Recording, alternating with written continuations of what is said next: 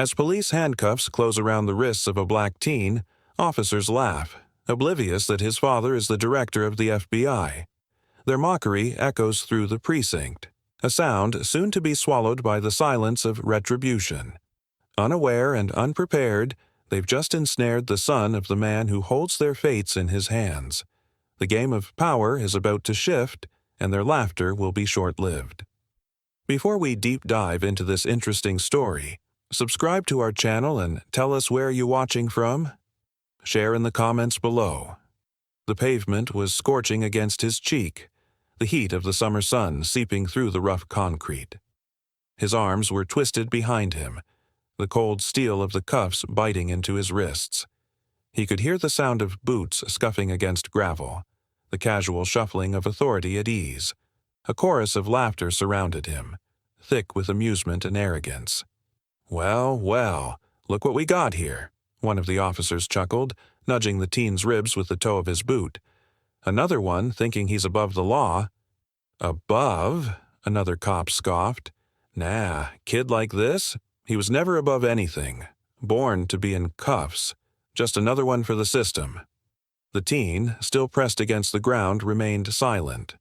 His breathing was steady, controlled, but his eyes, those deep, burning eyes, spoke volumes. He wouldn't give them what they wanted, wouldn't flinch, wouldn't beg. "What's the matter?" The first officer crouched beside him, voice dripping with mock sympathy. "Not so tough now, huh? Bet you had a real mouth on you before we showed up." Another burst of laughter. "Think he's got a record already?" one of them asked, pulling out a notepad like he was taking bets. "I say assault, maybe grand theft auto?" "Nah," another one smirked. "Something smaller, like resisting." "But we can fix that, can't we?" The teen's jaw clenched, but still he said nothing. His silence only fueled their cruelty. One of them yanked him up roughly by the collar, forcing him to his knees. The movement sent a sharp jolt through his shoulders, but he didn't react. Didn't give them the satisfaction. "You think you're special?" The officer's breath was hot against his ear, voice low, taunting. "You're just another thug, another nobody, and nobody cares about nobodies." The words dripped like acid, but they didn't burn the way they were meant to. They didn't sink in, because he knew something they didn't. The cop yanked his head back, forcing their eyes to meet. "You hearing me, boy?" Finally, the teen spoke, voice calm, measured, but carrying a weight that sent an unfamiliar ripple through the air. "You're gonna regret this." The laughter stopped, just for a second. A flicker of something unsettled crossed one officer's face, but it was gone in an instant, replaced by a scoff. "Yeah." The cop smirked. "And why's that?" The teen didn't answer. He just let the moment hang between them, let the weight of those 5 words press into the silence. Then, without another word, the officers shoved him toward the waiting squad car, their amusement returning. But as the car door slammed shut, the youngest officer among them hesitated. There was something about the way the kid had said it, something that sent an uneasy chill down his spine. The FBI war room was a machine. Efficient, relentless, unstoppable. The walls hummed with the energy of men and women who carried out classified operations without blinking. Digital screens displayed national security threats, tactical team movements, and coded transmissions that few in the country would ever understand. Conversations were clipped, calculated, devoid of emotion. Here, power was silent, cold, and absolute.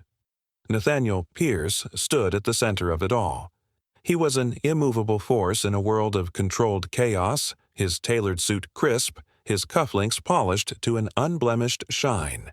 His posture exuded control, every movement deliberate, every decision a measured stroke on the chessboard of law enforcement. Unlike his subordinates, who hurried from one classified task to the next, Nathaniel never hurried. He never needed to. And then his phone buzzed. A number he didn't recognize. Nathaniel never ignored unknown numbers. He answered without hesitation, pressing the device to his ear.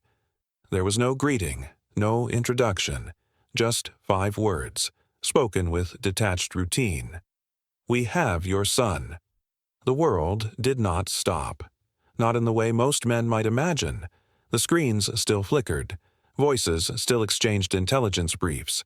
The air conditioning still hummed. But within Nathaniel, something sharpened, hardened, shifted. His grip on the phone did not tighten. His expression did not change.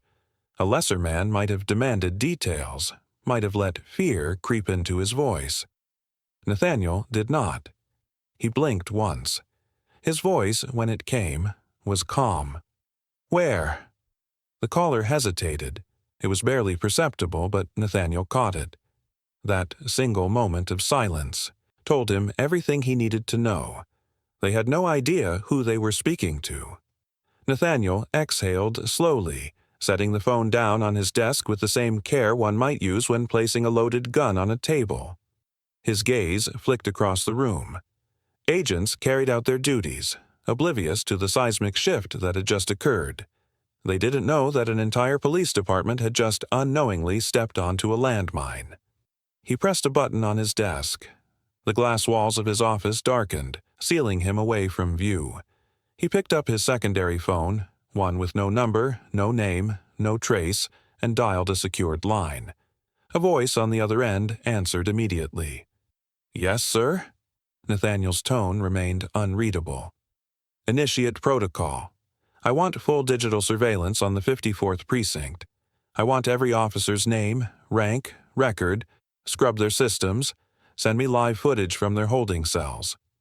"Understood. Give me 60 seconds." Nathaniel ended the call and leaned back in his chair, his fingers pressed together beneath his chin. They thought they had arrested just another black teenager. They thought they had just booked another kid from the streets. They thought they could laugh, mock him, degrade him. They had no idea. Another call came through, this time from an internal extension. Chief Analyst Megan Rowe. Nathaniel answered. "Sir," she said, her voice clipped, professional. "We intercepted a routine arrest log from the 54th Precinct. It matches the description of your son. The officers—" She hesitated. "They listed him under an alias." Nathaniel's gaze darkened. "They what?" His voice was still calm, but now it carried weight, like a loaded gun with the safety off. "They booked him as John Doe. No ID check, no fingerprints in the system yet." Nathaniel's jaw tensed. They hadn't even bothered to run his son's real name. They had deliberately erased his identity, treating him as if he didn't exist. Nathaniel let out a slow breath. "Thank you, Agent Rowe." He ended the call. Now he knew exactly what kind of men he was dealing with. Back at the precinct, those officers were still laughing over their coffee, cracking jokes about how these kids always had the same attitude. They had no idea that their careers, no, their lives, were about to disintegrate. Nathaniel picked up his primary phone again and dialed one final number. A number he had not used in years. A deep voice answered. No name, just silence. Nathaniel spoke, his voice as quiet and lethal as a scalpel. "Burn them." And with that, the countdown began. Samajh gaya. अब मैं strictly 1040 words लिख रहा हूँ, बिना किसी shortcut के, और story को maximum intensity और suspense के साथ लिखूंगा. ये रहा full-length scene. The cell door screeched open, its rusted hinges groaning under the weight of another lost cause. The smell hit first. Stale sweat, urine baked into the concrete, something rancor lingering in the air like a bad memory. The walls were caked in years of filth, the faintest scratches marking time in ways no clock ever could. The officers didn't waste a second. They shoved him inside like discarded trash, his sneakers scuffing against the cold, stained floor. He stumbled but caught himself before his knees hit the filth. "Enjoy your stay," one of the cops chuckled, slamming the bars shut. The heavy clang echoed down the dimly lit corridor, followed by a round of laughter from the guards gathered near the front desk. He stayed on his feet, his hands still cuffed behind him, the cheap metal biting into his skin. The fluorescent bulb overhead flickered, throwing jagged shadows across the room. His breathing was steady, measured, but every muscle in his body was coiled tight. 4 men occupied the cell. Their eyes flicked toward him, slow and calculating, like predators observing a new arrival in their cage. Silence stretched between them, thick with something unspoken. Then a voice, low, raspy, worn thin by time, drifted from the farthest corner. "You don't belong here, kid. But now you do." His gaze followed the voice. An older man sat slouched against the wall, his salt and pepper beard unkempt, his eyes yellowed from too many years of whatever poison had numbed him. A smirk tugged at his lips, but it held no humor, just resignation. Another inmate, younger but with the same dead look in his eyes, let out a dry chuckle. "Once you're in the system, you're never out." The boy clenched his jaw but didn't speak. "You deaf, kid?" the younger man continued, swinging his legs off the cot. "We're welcoming you to hell. Least you could do is say something." Still, he said nothing. His wrists ached from the cuffs still biting into his skin, but he refused to show weakness. Refused to give them, or the guards watching from just outside the bars, the satisfaction of seeing anything but cold indifference. The thick-set man across the room shifted on his cot. A jagged scar ran from his ear to his collarbone, an old wound that hadn't healed. Right. He exhaled through his nose, studying the boy like one might study an opponent before a fight. "What did they get you for?" The boy's voice, when it came, was calm, steady. "Walking home." A pause. Then the younger man let out a sharp laugh, shaking his head. "That'll do it." The old man in the corner grunted, rubbing a hand over his rough jaw. "Used to be, they needed a reason. Now, they just need a mood." Scarred neck shifted, his gaze still locked on the boy. "How bad they rough you up?" The boy lifted his chin slightly. "They didn't." That got their attention. The young one's smirk faltered. The old man's eyes narrowed. Even Scarred Neck seemed to sit up a little straighter, his fingers tapping absently against his knee. "No bruises?" The old man's voice was skeptical. "No broken ribs?" the younger one added. "No baton to the gut?" The boy said nothing. Scarred Neck exhaled slowly, shaking his head. "Then what the hell are you doing here?" The guards outside barked something down the hallway, their voices laced with amusement. The boy turned his head slightly, just enough to glance at them from beneath his lashes. That's when he realized. The real danger in this place wasn't the prisoners. It was the men with the keys. A guard leaned lazily against the bars, arms crossed, grinning. He was broad-shouldered, with a beer belly stretching his uniform, his belt digging into his gut. "How's the new guy settling in?" the guard asked, his voice dripping with fake politeness. Silence. The other inmates didn't move, didn't react. The guard chuckled, nudging his partner. "Give him a few hours. We'll see if that mouth of his still stays shut." The younger prisoner shook his head slowly. "Told you, kid, the system don't let you out, and right now, you're sinking in it." The boy's pulse remained steady, but inside, something cold coiled in his gut. They weren't done with him yet. Scarred Neck let out a slow breath, cracking his knuckles one by one. "Whatever you do, kid, don't get comfortable." The precinct smelled of burnt coffee and old paper, an air of careless routine settling over the night shift like a blanket. Officers moved about lazily, some leaning back in their chairs, feet kicked up on desks, while others exchanged half-hearted banter. The place had an unshaken arrogance, a sense that nothing here could be touched, that no mistake was too big to be covered up. At the back of the room, near the old vending machine that hadn't worked in months, 2 officers leaned in close over their half-empty coffee cups. Their voices were low, their chuckles casual, but their words carried weight. "All right, place your bets," Officer Grayson murmured, stirring his coffee with a plastic spoon. "What's the kid's future? Jail time or a bullet?" His partner, Officer Reynolds, smirked. He was older, with thinning blonde hair and a beer belly that strained against his uniform. He took a slow sip of his drink, savoring the moment. "Neither," he said finally, wiping the corner of his mouth. "I say he accidentally slips through the cracks." Grayson raised an eyebrow. "As in?" Reynolds leaned in slightly, lowering his voice even further. "As in, maybe we lose the paperwork. Maybe he just disappears." A beat of silence passed between them. Then Grayson let out a dry laugh. "Damn. Cold, even for you." Reynolds shrugged. "Kid like that? No one's gonna miss him. Just another nobody." Across the room, a younger cop named Officer Miller stiffened. He had been at his desk, only half listening to the conversation, but now his stomach twisted. He glanced toward the holding cells, his fingers tapping absently against his notepad. Something about this arrest felt off. The way the kid had just stared. No begging, no pleading, not even anger. Just silence, as if he knew something the rest of them didn't. And now, hearing Reynolds talk like this, like the boy was already a ghost? A bad feeling crept up Miller's spine. He turned toward the other officers at the front desk, where Sergeant Hayes sat flipping through paperwork. Miller hesitated, then walked over, keeping his voice casual. "Hey, Sarge, what's the deal with that kid we brought in?" Hayes didn't look up. "Which one?"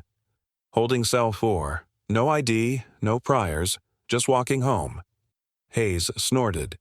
Then he shouldn't have been walking home. Miller's stomach clenched. "That's it? We're just holding him?" Hayes flipped to another page, still uninterested. "We'll book him in the morning." Maybe. Maybe. Miller didn't like that word. Something about this wasn't right. And then, before he could push further, the fax machine in the corner whirred to life. A single sheet of paper slid through, crisp and precise, its arrival cutting through the dull hum of conversation.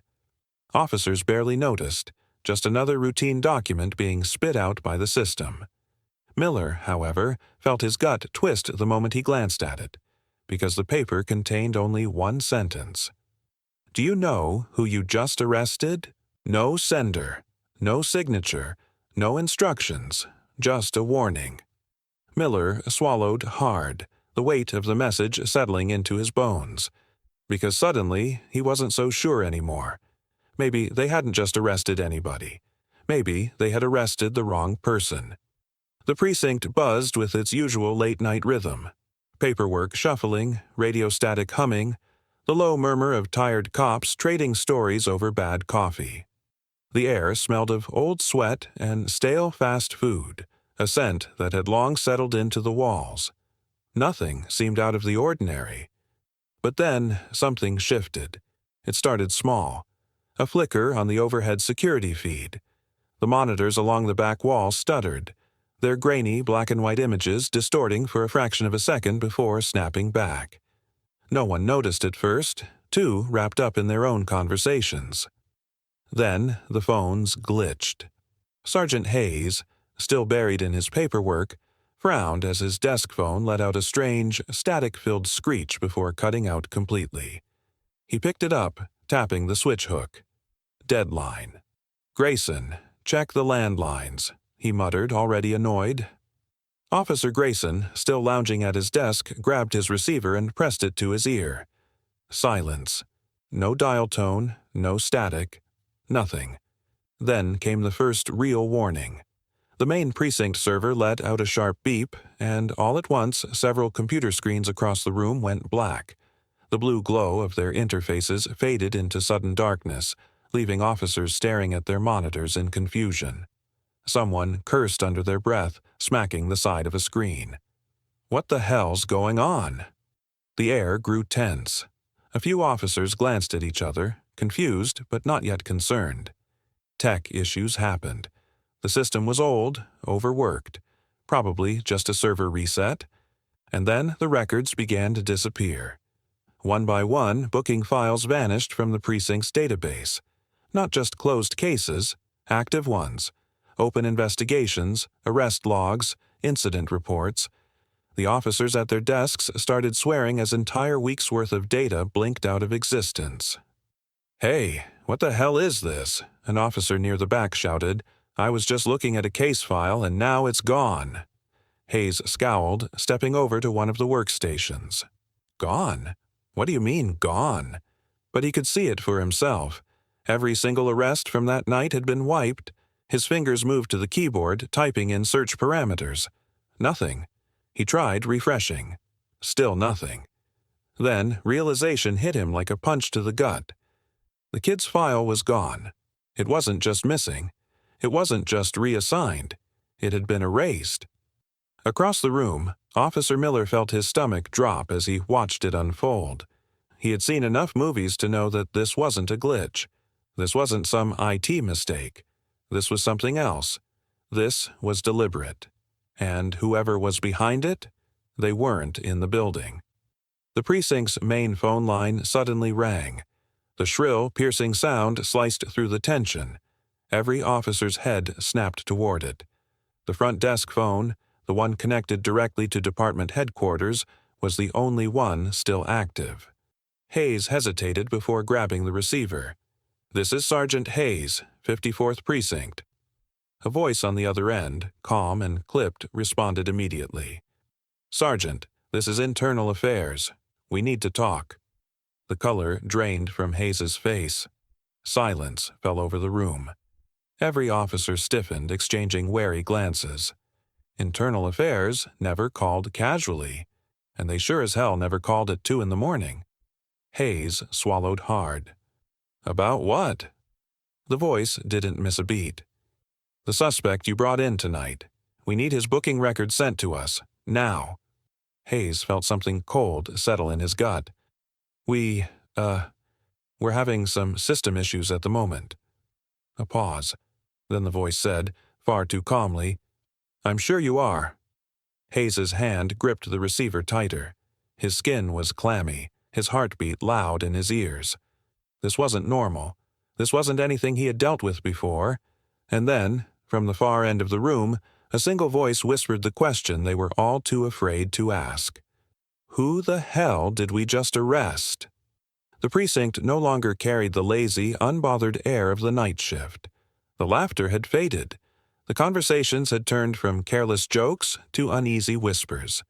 Attention now settled over the station like a storm cloud, heavy, thick, suffocating. Officer Miller felt it pressing down on him as he sat at his desk, fingers hovering over the keyboard. His leg bounced beneath the desk, a nervous tick he hadn't noticed until now. He wasn't supposed to be here this late. His shift had ended an hour ago, but something about the night, about this arrest, had gnawed at him like a dull blade scraping against bone. He wasn't the type to question orders. He wasn't reckless. But tonight, something was wrong. The phone call from Internal Affairs, the system glitches, the missing files. It wasn't normal. It wasn't just a mistake, and it all started with the kid in cell 4. Miller glanced around. Most of the officers were distracted, trying to figure out why their computers had crashed. Sergeant Hayes was still on the phone, his voice lower than usual, his fingers drumming anxiously against his desk. Officer Reynolds and Grayson were huddled near the coffee machine, their usual smirks replaced with something closer to worry. Good. No one was looking at him. Miller swallowed hard and turned back to his screen. He clicked open an internal system audit tool, one that wasn't meant for officers to use, but one he had seen the IT guys access before when retrieving deleted records. He hesitated. A voice in the back of his mind screamed at him to leave it alone. But it was too late for that. His fingers moved. A few keystrokes, a deep breath. He typed in the placeholder ID from earlier. John Doe, holding cell 4. At first, nothing. Just an empty search result like the kid had never existed. But then, something blinked onto the screen. A single file, partially corrupted, but still intact. Miller's pulse spiked. He clicked on it. For half a second, the screen remained dark. Then, the government seal flashed across the screen. Not just any seal. Federal Bureau of Investigation. Classified file access. Restricted. Miller's stomach dropped. His fingers went cold against the keyboard. His mouth felt dry, his pulse hammering at his throat. This wasn't just a mistake. This was something else. Something big. His breath came short and sharp. Why the hell would the FBI have a classified file on a random kid brought in for walking home? His brain scrambled for answers. Maybe the kid was a witness to something huge. Maybe he was part of an undercover sting. Maybe... The screen flickered. Then, without warning, the file started deleting itself. Line by line, the information disappeared before his eyes, wiped clean by some unseen force. Miller shot up from his chair, his pulse roaring in his ears. His hands shook, a cold sweat beading on his forehead. The realization hit him like a sledgehammer to the chest. He wasn't supposed to see this. This wasn't just another kid. Miller took a step back, his breathing ragged, and whispered the only thing his panicked mind could process. "Oh, we're dead." The 54th Precinct had always been a place of control, a fortress where officers dictated the rules, where power flowed in one direction, downward. But tonight, something had shifted. It started with the phone calls. At exactly 2:37 a.m., two officers, Reynolds and Grayson, were pulled aside. No warning. No explanation. Sergeant Hayes had received a direct order from higher up, an abrupt, clipped instruction that came through an encrypted line. Effective immediately, Officers Reynolds and Grayson are reassigned. No further details. Just like that. No discussion, no paperwork, no choice. Reynolds frowned, his cocky demeanor replaced by something stiff and unsure. Reassigned? To where? Hayes didn't answer. He couldn't. His fingers tapped impatiently against his desk, a nervous tic that hadn't shown itself in years. He had no idea where the order had come from. The system log showed nothing. No department signature, no supervisor's name. Just the demand, sitting cold and undeniable on his screen. Grayson, normally full of sharp remarks, said nothing. He just glanced at Reynolds, then at Hayes, waiting for someone to crack and admit this was some kind of joke. No one did. And then, before anyone could process what was happening, the station doors locked. Every single exit. A heavy metallic clunk echoed through the hallways as the electronic locking system engaged. At first, no one reacted. The precinct was old. Systems glitched. But then the air changed. The tension thickened, pressing against their chests like unseen hands. Miller felt it first. His pulse quickened. Hayes frowned and stepped toward the front doors. He swiped his badge against the scanner. Nothing. The red light blinked, denying access. He tried again. Still red. A muscle in his jaw twitched. Who the hell locked the doors? No one answered. A rookie near the back hesitated before offering, I didn't see anyone touch the system, Sarge." Then, across the station, the power flickered. The fluorescent lights dimmed for 3 long seconds, throwing the room into eerie half-darkness. The security monitors glitched, their feeds scrambling into static before cutting back in. A printer in the corner spat out a single sheet of paper. No one had sent a print command. Every officer turned toward it, the sound of the paper sliding through the rollers suddenly too loud, too deliberate. Hayes, swallowing his unease, strode over and snatched the paper. His eyes scanned the page, and when he looked up, his face was paler than before. Miller couldn't help himself. "Sarge." Hayes didn't speak. He just turned the paper around. One sentence.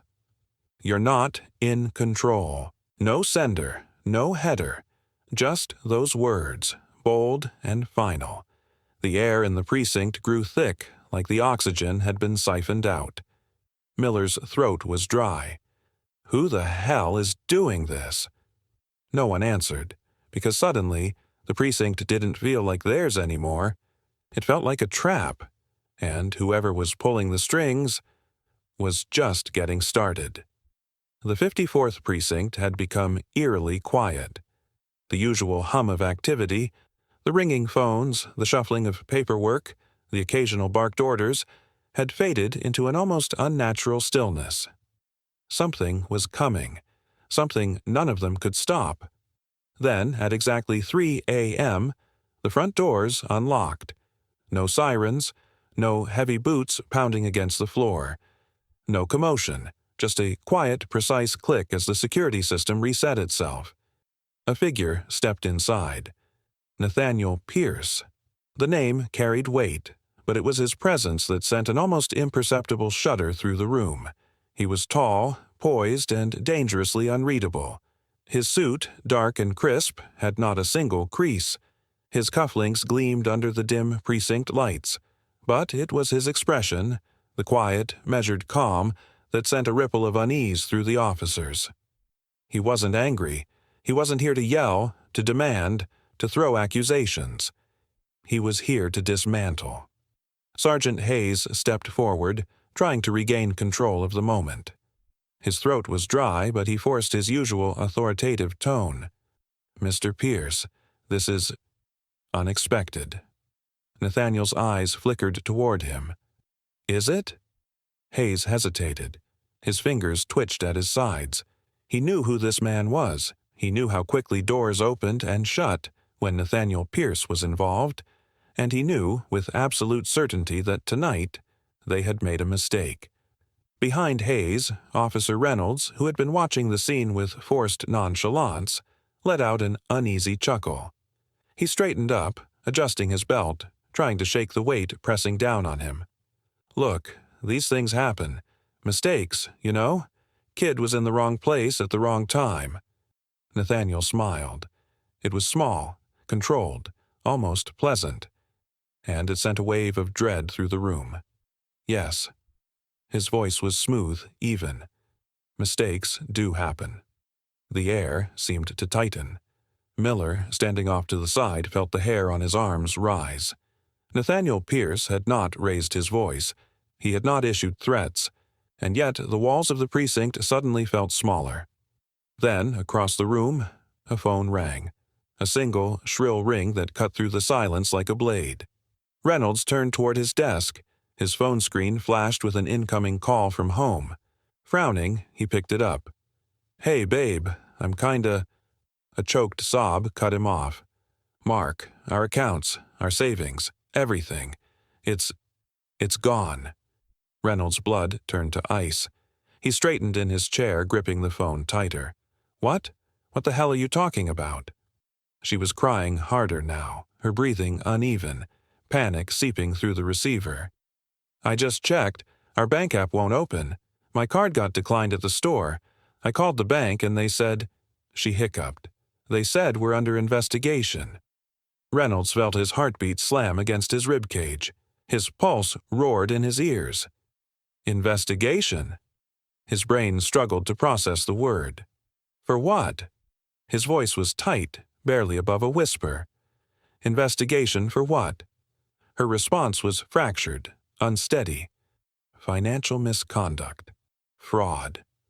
She sucked in a shaky breath. "Mark, what did you do?" Reynolds' mouth opened, then closed. His grip on the phone tightened until his knuckles turned white.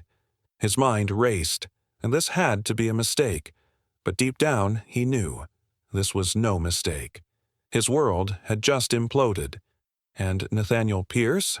He hadn't moved, hadn't spoken, hadn't even glanced at Reynolds. But the destruction had already begun. The room was silent.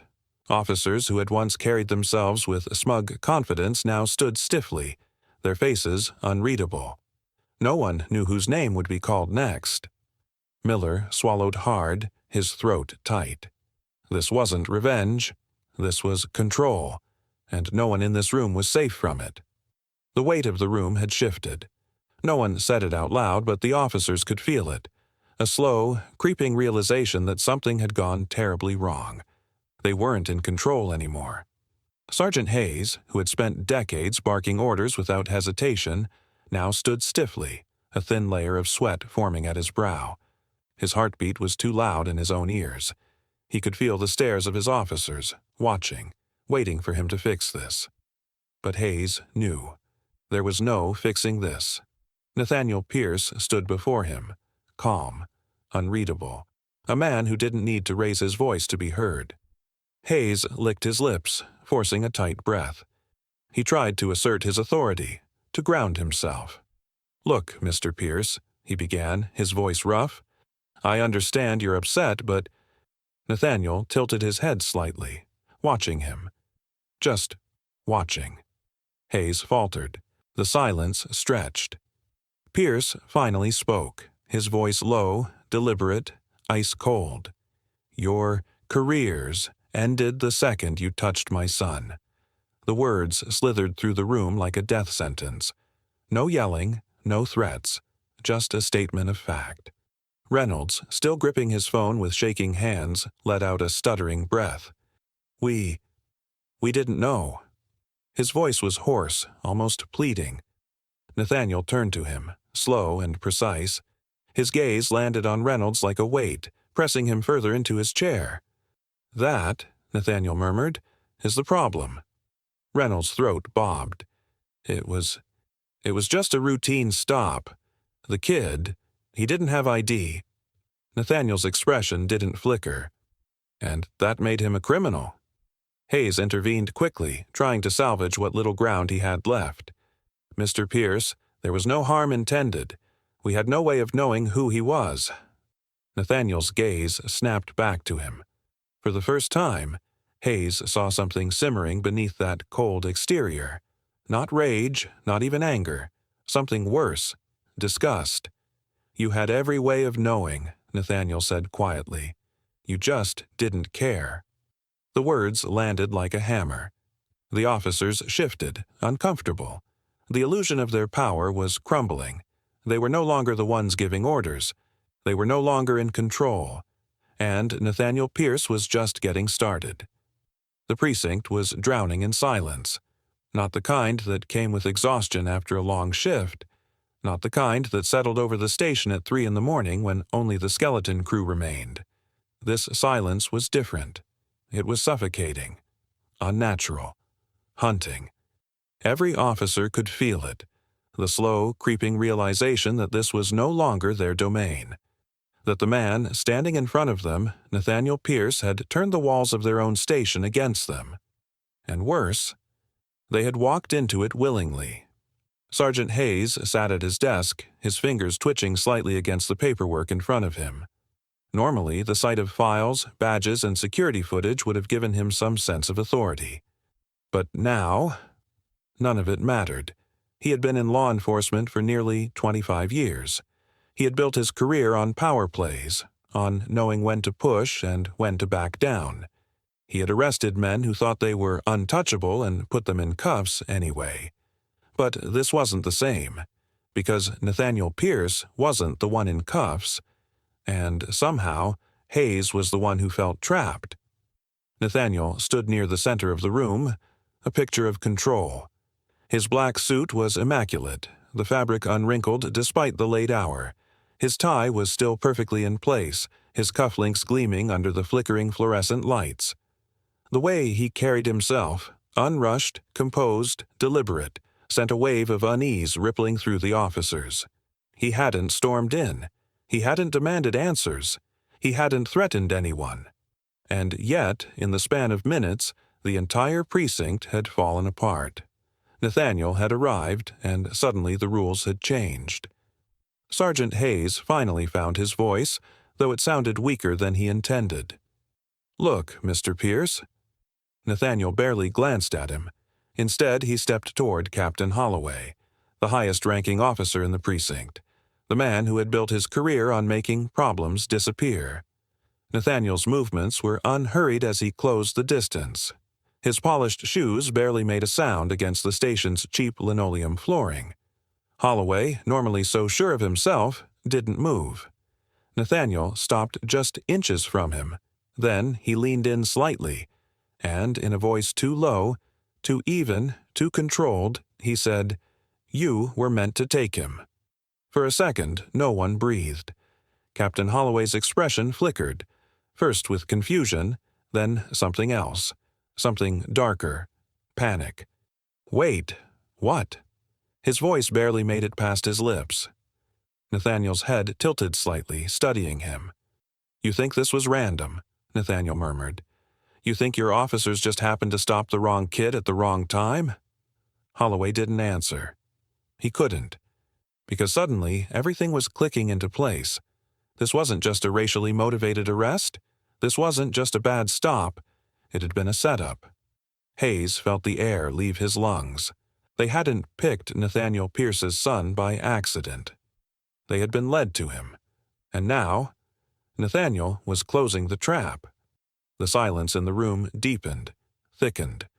Reynolds, still gripping his phone with shaking hands, let out a stuttering breath. We didn't know." His voice was hoarse, almost pleading. Nathaniel's gaze turned to him, slow and precise. His stare was so heavy that Reynolds flinched like he'd been physically struck. Nathaniel let the moment stretch before speaking. "That," he said quietly, "is the problem." Reynolds swallowed hard. It was just a routine stop. The kid, he didn't have ID." Nathaniel's expression didn't flicker. "And that made him a criminal." Hayes jumped in, quickly, trying to salvage what little control he had left. "Mr. Pierce, there was no harm intended. We had no way of knowing who he was." Nathaniel's gaze snapped back to him. For the first time, Hayes saw something simmering beneath that cold exterior. Not rage, not even anger. Something worse. Disgust. "You had every way of knowing," Nathaniel said quietly. "You just didn't care." The words landed like a hammer. The officers shifted, uncomfortable. The illusion of their power was crumbling. They were no longer the ones giving orders. They were no longer in control. And Nathaniel Pierce was just getting started. Holloway's breath hitched slightly. His hands, once steady, were trembling at his sides. He had spent decades believing he was untouchable. And now? Now, he wasn't sure if he would even have a job by sunrise. Nathaniel finally leaned back, his posture still relaxed. But his eyes were sharp enough to cut. "You thought you were hunting prey." A pause. A shift in the air. Then, Nathaniel smiled. "You were the ones being hunted." And with that, the walls of the precinct finally collapsed. ये section 2400 words में लिखने के लिए main story को और detail, suspense और intrigue के साथ एक्सपैंड करूंगा। यह पार्ट अनकवर करेगा द अनसीन मास्टरमाइंड, जो सिर्फ कॉप्स के पीछे नहीं, बल्कि सिस्टम के अंदर एक हिडन फोर्स है। यह मोमेंट पावर शिफ्ट का होगा, जहां नथानियल सिर्फ एक फादर नहीं, बल्कि एक स्ट्रैटेजिस्ट बनकर सामने आएगा।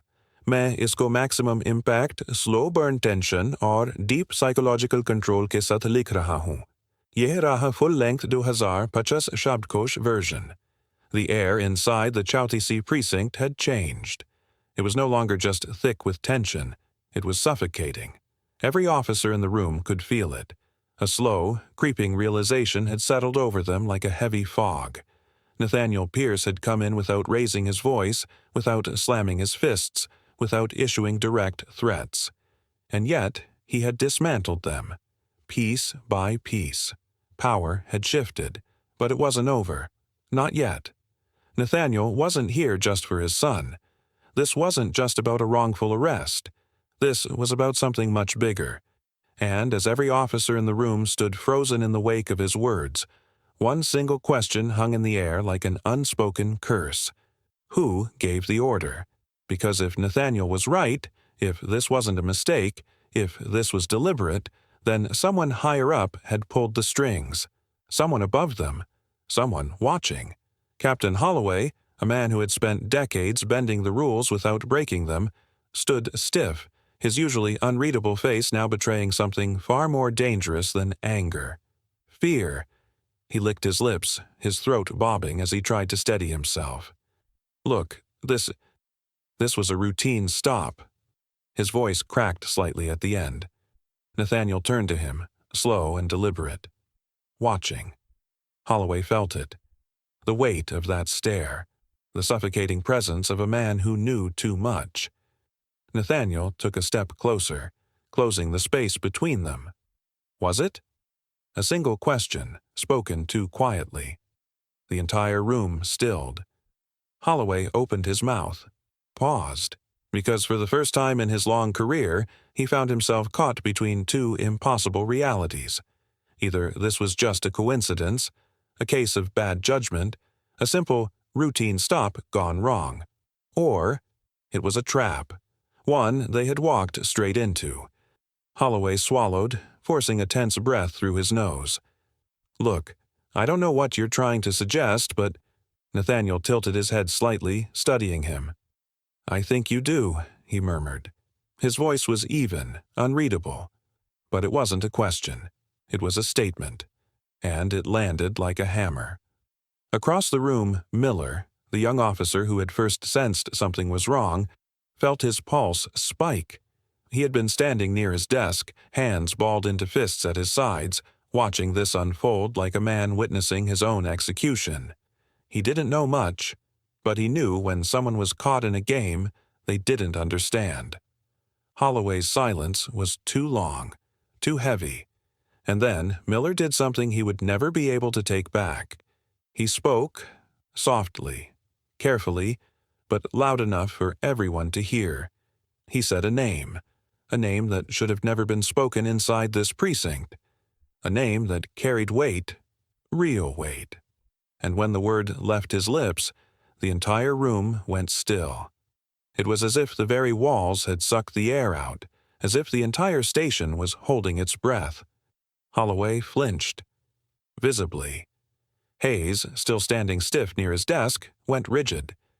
Reynolds, pale and shaking, let out a quiet, shaky breath. And Nathaniel didn't react.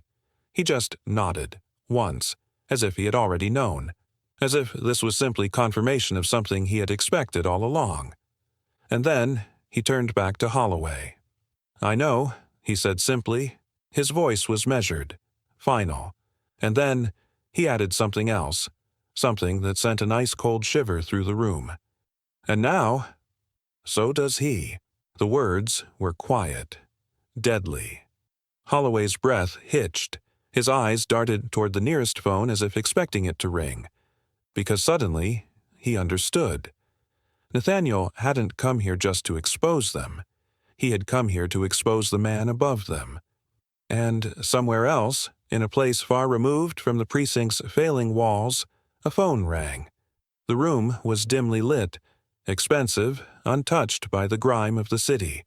The man sitting inside it was older, well-dressed, and had spent years ensuring that his name never left whispered conversations. And yet, his phone was ringing. He answered. The voice on the other end was calm, unshaken. "We've been exposed." Silence. Then, slowly, methodically, the man exhaled.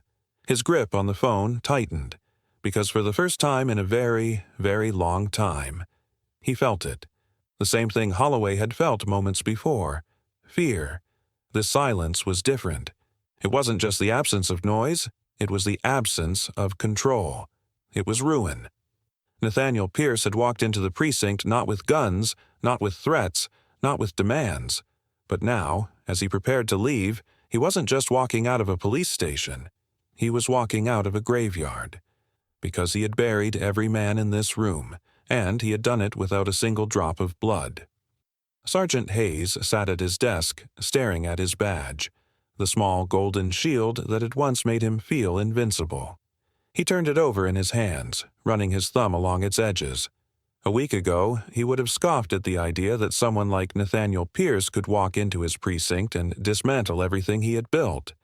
But now, all he could hear was his own heartbeat, because he knew his career was over. No, not just his career, his power, his ability to control men with a single look, a single word, his ability to twist a situation in his favor. Gone. Hayes let out a slow breath, but it felt empty, like everything else. Across the room, Reynolds hadn't moved. His phone was still clutched in his hand, his wife's panicked voice ringing in his ears, his accounts, frozen, his savings, gone, his future, destroyed. It had happened in an instant. Reynolds had always known there were people in this world more powerful than him, people who could erase men like him with a single order. But he had never thought he would be on the receiving end of that power. And now he was. He had laughed at the kid in the holding cell. He had placed bets on his future. Now his own future was a void. No pension, no safety, no way out. He swallowed, but his mouth was dry. Nathaniel Pierce hadn't needed to lay a hand on him, and yet he had ruined him completely. Officer Miller stood near the exit, watching everything unfold. The precinct he had once thought was untouchable was now crumbling in slow motion. Men he had once seen as powerful were now nothing. And Nathaniel Pierce? He had never raised his voice, never threatened, never lost control, because control had always been his to begin with. Miller felt something shift inside him. This wasn't just about revenge. It wasn't just about a father reclaiming his son. It was something far more terrifying. It was a message. Nathaniel Pierce had come to remind them who really had the power, and he had done it flawlessly. Captain Holloway was still standing in the center of the room, his breathing shallow. His entire career had been built on one rule: always stay above the fire. He had maneuvered through politics, handled corruption without getting his hands dirty, let men like Hayes and Reynolds do the groundwork while he stayed clean. But now, he was the one burning, because Nathaniel had outplayed him. And worse, Nathaniel had planned this from the beginning. The pieces clicked into place, and Holloway felt a cold horror settle into his bones. The kid's arrest, the missing files, the erased records. It hadn't been a mistake. It had been a trap, and they had walked right into it, like pawns. Holloway's hands were trembling, because he knew what came next. Nathaniel wasn't finished. Not yet. Nathaniel glanced around the room, his gaze slow, deliberate. He wasn't looking for answers. He wasn't looking for guilt or regret. He was simply taking in the damage. A ruined precinct. Broken men. Lives ended. And all of it. Without a single gunshot. Without a single punch thrown. Without a single law technically broken. It had been surgical. Precise. Absolute. Nathaniel turned toward the hallway. A door opened. His son stepped out. The boy who had been dragged in hours ago, handcuffed, mocked. Now he was walking out with his head held high. His face was calm, his posture steady, but his eyes had changed. Nathaniel saw it immediately. Something heavier, something colder, something final. Nathaniel studied him for a long moment. Then he nodded, a silent acknowledgement, and together they walked toward the exit. As they reached the door, Nathaniel spoke. His voice was soft, but every man in the room heard it. This was never about revenge. They stepped outside. The night air was cool against their skin. Nathaniel let out a slow breath, letting the city lights reflect in his eyes. It was about control. And then they were gone. Somewhere across the city, far from the precinct, a mansion stood in darkness. Inside, a man sat in a dimly lit office, his fingers gripping the edge of his desk. The call had come minutes ago. It had been short. The voice on the other end had been calm, unshaken. But the words had landed like a gunshot. "We've been exposed." The man inhaled slowly, staring at the blinking light on his phone. For years he had operated without fear. For years he had pulled the strings, controlled the right people, ensured that no name, no evidence, no whisper of his existence ever reached the surface. But now he felt it. The same thing Holloway had felt moments before. The same thing Reynolds had felt when his accounts disappeared. The same thing Hayes had felt when he realized he was nothing but a pawn. Fear. A single sound filled the room. A whisper. Checkmate. And then the lights went out. Power isn't about who holds the badge. It's about who controls the game. They thought they were untouchable. They thought the system would protect them. They were wrong. This was just one battle. But how many more stories go unseen? Justice isn't given. It's taken. And the next move? That's up to you. 2.